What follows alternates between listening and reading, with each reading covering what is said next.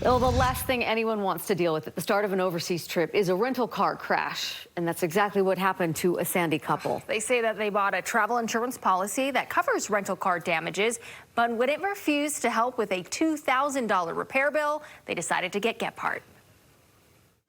Every year, millions flock to Costa Rica to get a taste of its pura vida, that pure life. And why not? We're talking lush rainforests, pristine beaches, turquoise waters, and car crashes. A semi-truck came up behind us and wrecked our car. Landon Powell and Cameron Liamata's Costa Rican trip began with a bang after an 18-wheeler hauling concrete culvert pipes I think he was distracted. hit them at a toll gate with just enough force to push their rental car I had only been in it for an hour, less than an hour. into the car ahead of them. We were actually surprised we didn't get injured. A police report and a tow truck ride later, they were back at the Alamo counter where they'd rented the car, but not exactly making new friends. They made us pay for the car damages. Cameron and Landon say the Alamo reps at the counter demanded they cough up $2,000 right there on the spot for damages, even though it was the semi-driver who admitted it was his fault and they were carrying a travel insurance policy from a third party. That insurance wasn't going to help.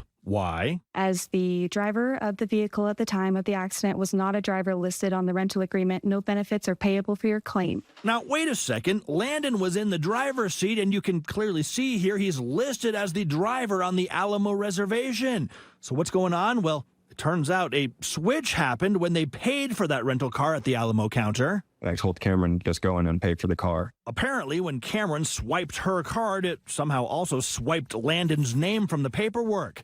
They had not noticed the change, but now it was all Cameron on that rental agreement, even though They never took my license. I never signed anything. It was just my credit card. regardless, that switch is now costing the couple $2,000.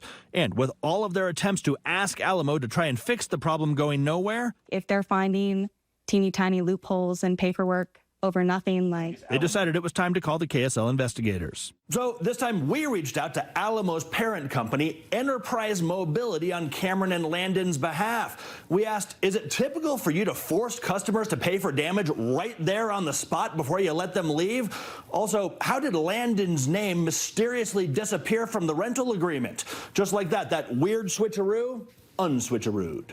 Wouldn't you know it, a spokesperson told us that after speaking with the group in Costa Rica, they do have Landon on file as an approved driver after all. And they will now work with Landon and Cameron to come to a satisfactory resolution. we thought that we crossed all the T's and dotted all the I's, you know. Cameron and Landon say that indeed all those T's and I's on their rental paperwork are now correct.